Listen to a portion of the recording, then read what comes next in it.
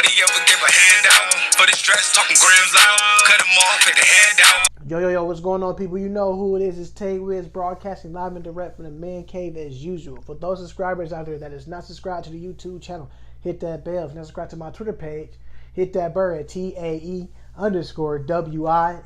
And of course, the link to my website is down below. First and foremost, the 2018 NBA draft is tonight. I'm doing my own mock draft right here. I'm just going to keep it light for you guys because this draft class right here is pretty deep. Small forwards and centers, you know. It's going to be a lot of big men taking off the board early. I'm going to kick things off in the right way. With the first pick, it's a no-brainer. DeAndre Ayton out of Arizona University, center. What he brings to the table, he has a high motor. He's a shot blocker, a defender, which is great. And he can finish at the basket. You look at some of the other pieces they got around him. If he goes to Phoenix, still got Devin Booker, got Josh Jackson. These are guys who can bring it. The whole question is about DeAndre Ayton. The same level that he was playing with and the intensity he was playing with at Arizona, can he carry this over to the NBA? Because you're not playing 2 games a week or 1 game a week. You could easily play 3 games to 4 games a week, back-to-backs. Can he be that guy? Can he bring that same motor that he was bringing on Sundays and Saturdays afternoons? And you looking at some of the centers that's behind him. You got Alex Len, who's another high drafted they had a couple of years ago. He is not panning out to be that player that they was looking for. They thought he was going to be that guy who could defend, a shot blocker and a scorer, you know. He haven't found this niche with the Phoenix Suns. Tyson Chandler's another guy. He's getting up there with age. You know, they need some of that veteranship with these younger guys. Tyson Chandler getting paired with DeAndre Ayton maybe can help him out and be a professional at that level. DeAndre Ayton is my number 1 pick for the Phoenix Suns. Number 2, Marvin Bagley III, who just signed a shoe contract with Puma. And he just gave Clyde Frazier a lifetime deal with Puma as well. You know, them Puma Clydes, you know, y'all ain't hip to those. You know what I'm saying? That was pretty slick. Suede on them. So you got Marvin Bagley, who signed with Puma, and he just dropped his nice little mixtape before the draft. He's out of Duke University center, and you see what he was doing at Duke University, tearing up a double almost every other night. Can he play like the same thing? I'm gonna say, it's kind of real cliche. A lot of these guys, we don't know how these guys are gonna pan out. We know how good these guys were on a collegiate level, but the whole thing about these guys, can these guys take the next step to put their respective ball clubs over the hump? You know, it's gonna be like a crying tonight. The emotions gonna be ran high because this is what these guys played for. They lived, they dreamed out to go to high school, play collegiately, now to get your name called by the commissioner. You got Marvin Bagley III going to Sacramento, and you looking at where you got Zach Randolph down there, Vince Carter. I thought this was gonna be the team who's gonna make the playoffs. Now, since they got a young piece like Marvin Bagley III, can this guy right here bring it like how he was doing every night? So I got Marvin Bagley III going second to Sacramento. Number 3 to Atlanta Hawks. They have no center. Yes, they got John Collins. You could put John Collins at power 4 and put Mo Bamba as center. Can he be the next Mutombo? He's out of Texas. Got one of the longest wingspans probably in NBA history. You know, if you go up and try to go for a layup or a dunk, he's gonna meet you there.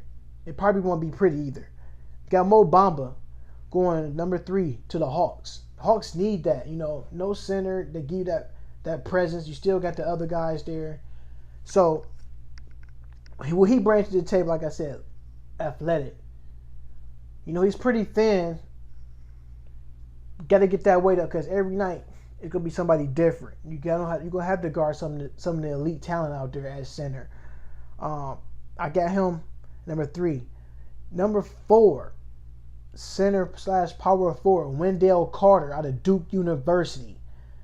Going to the Memphis Grizzlies. We know the Memphis Grizzlies right now are actively shopping around the 4th pick along with Chandler Parsons. You know, Chandler Parsons pretty much been injury prone throughout his whole career. He was injured last year. And, you know, they want to move his contract because I think he got still like $23-24 million on the books. I think nobody gonna want that contract just because the significance of the injuries that he had in the past 3 to 4 seasons. So you really haven't really seen that much of Chandler Parsons. Yeah, he was good in Florida, but NBA life haven't panned out for him. He had one good season in Houston, but he hasn't been the same. Like I said, I got Wendell Carter at number 4 to the Memphis Grizzlies.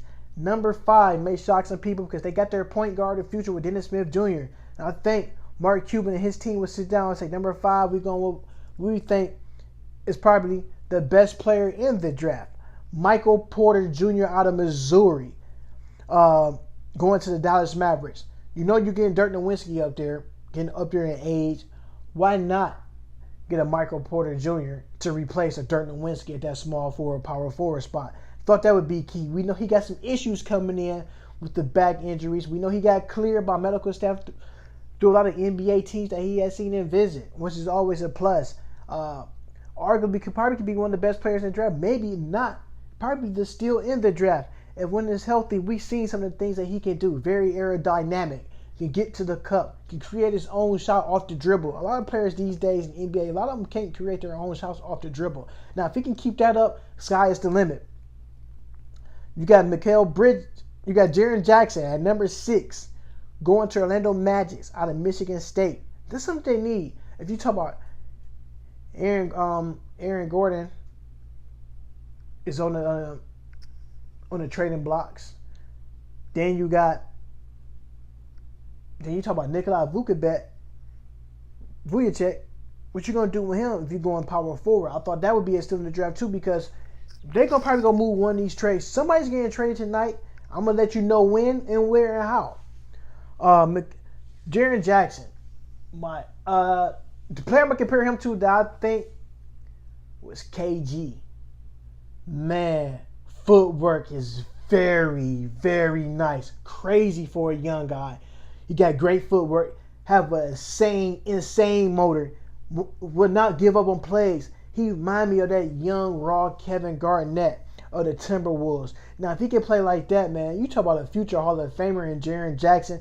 And yes, that name sounds familiar because his dad has played in the NBA. Number 7, Mikal Bridges out of Villanova, going to the Chicago Bulls, small forward. You got Lauren Marketing, which is a great piece. You get him, got your front court settled. That could be very, very. You still got a young guy, David Nwaba, who I think is getting a couple of great looks up there in Chicago.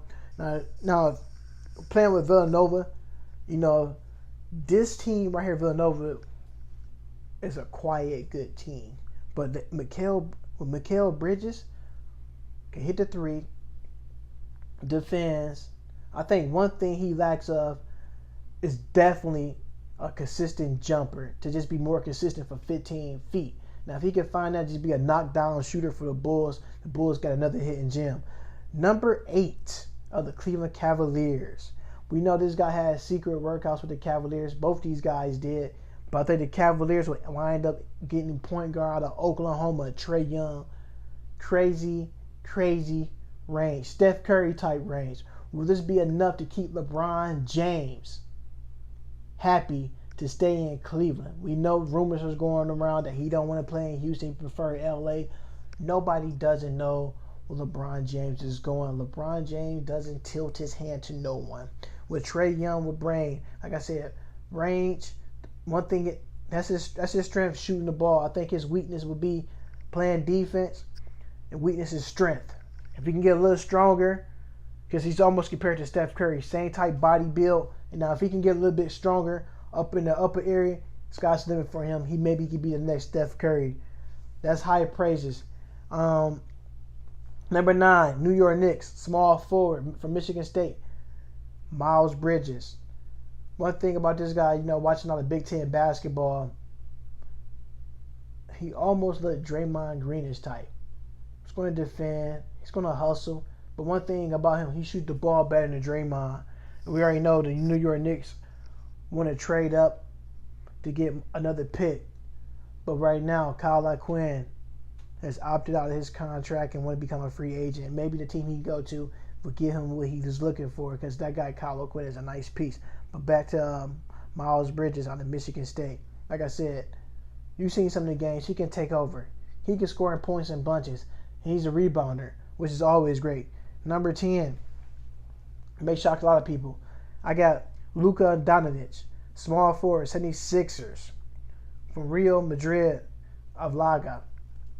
This is the guy everybody's going crazy for. Small forward, 6'8". The reason I picked Philadelphia, because they have the flavor right now. The international flavor. Ben Simmons, Joel Embiid. Man, this team has it. This team has it. Marco Bellinelli. Ersan Ilyasova. This team has it. Will this be enough to get the 76ers over the hump? To get them where they're going? Nice young team, got championship type admirations. Will this team make it? Trade alert, trade alert, trade alert. Yes, breaking news for me. Trade alert, trade alert. Like I said, this is a mock draft. Number 11, the Charlotte Hornets select point guard from Alabama, Colin Sexton. The reason I said this might be the trade for them, because if the Hornets draft a point guard, that means they're going to move Kemba Walker. Will Kemba Walker get moved to the Cleveland Cavaliers for their 8th pick? Will they trade a Tristan Thompson and a J.R. Smith to the Charlotte Hornets so the Hornets would take Colin Sexton and the Cavs would take Kemba Walker? Will this be enough to get LeBron James to stay? And the reason I'm saying is, you get Kemba Walker in this trade to Cleveland and you get Colin Sexton as the point guard, that means you're blowing everything up. You see that you got rid of Dwight Howard the other day, and Dwight Howard now is buying out of his contract. Would it be strange that he get bought off from Brooklyn, Dwight Howard, and wind up in the Cavaliers jersey? Do you be halfway there with the things that you're looking for? Yes, Dwight Howard is getting up there. They playing hot potato. I know he's been on 6 teams now without a 14-year career. Now, just imagine he goes to Cleveland, Kemba Walker, and maybe Paul George is still out there, and Paul George find his way in the Cavaliers jersey. Anything can happen on draft night, but I do think about 3 trades will go on tonight, and the Cavs will probably be included in one of them. Number 12 and 13, both these picks belong to the Clippers.